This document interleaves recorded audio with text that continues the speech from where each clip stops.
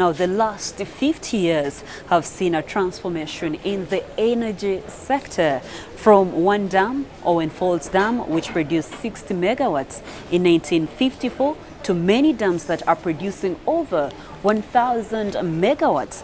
The country's energy needs have changed. In the rural areas where people depended on tadoba, which are small paraffin lamps for lighting, the rural electrification has chased away the tadoba. Let's take a look at this. As the Karuma hydropower project nears completion, Uganda's power generation capacity is already outstripping demand, meaning the days of load shedding are buried in the past. In March this year, Isimba hydropower dam was commissioned, boosting Uganda's total installed electricity generation capacity to 1,167 megawatts, up from 984 megawatts. Located between the Kayunga and Kamuli districts, the dam was the most recent power project commissioned in the country. It became the third dam constructed since 1986 and is a significant landmark.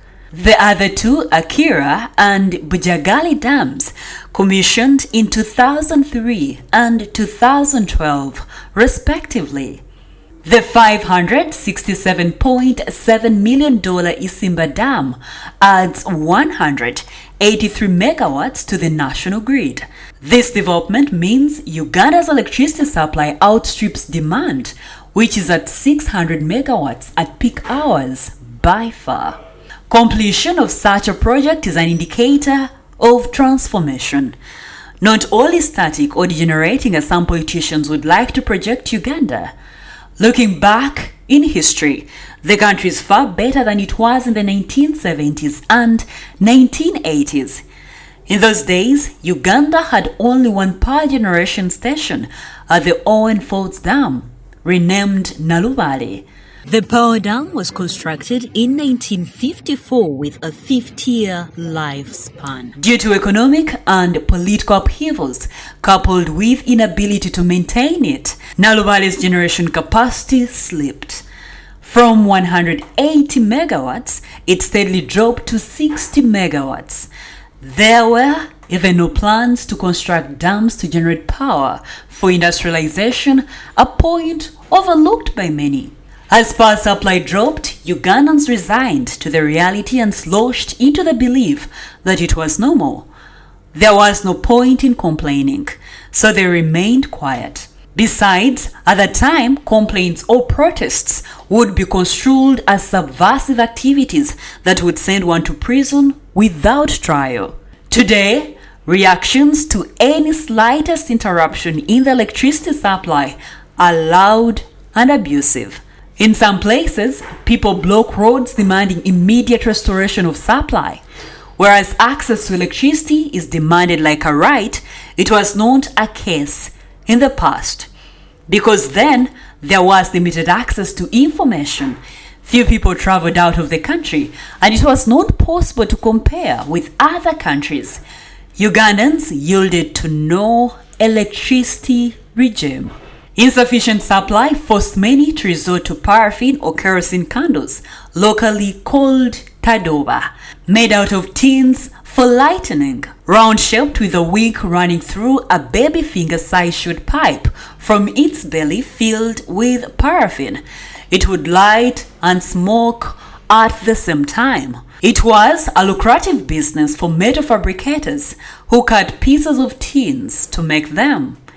They even had market in urban centers, including Kampala. Today, a sign of transformation, to use a tadoba has decreased. Consequently, demand for paraffin has dropped.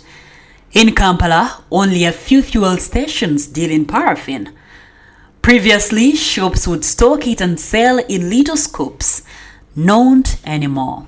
Instead, they have bulbs, whose demand is high as the number of homes connected to the national electricity grid grows. Today, in case of power outage, people would rather use wax candles or at best solar lamps, but not paraffin candles. However, there are still some parts of Uganda where the tadoba is still burning, but there is hope soon the rural electrification project will effect change. In those dark days, it was normal for urban centers to go without electricity for days, just like water taps were eternally dry. With low and unreliable electricity supply, industrialization was constricted. As a result, there were no jobs.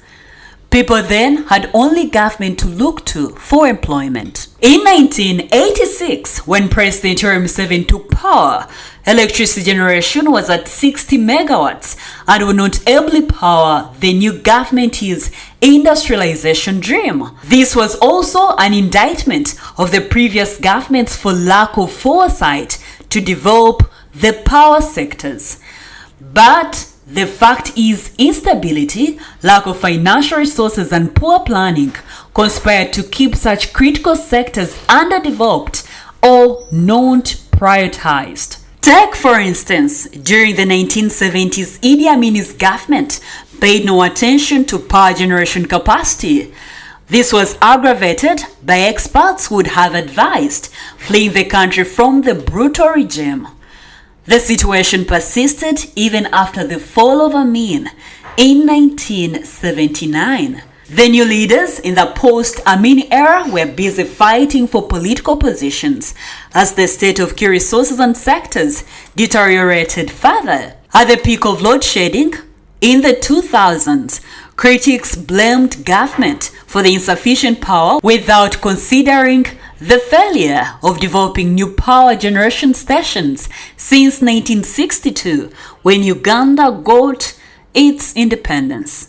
New criticisms emerging now is not on lack of sufficient power, but oversupply. The critics of the load shedding days have turned around. They are now criticizing government for poor planning, saying Isimba and soon to be commissioned Karuma, with installed generation capacity of 600 megawatts, are white elephants. This is missing the point. Sufficient power is what attracts investors to set up factories. They will not invest in a country without guarantees of steady supply and sufficient power.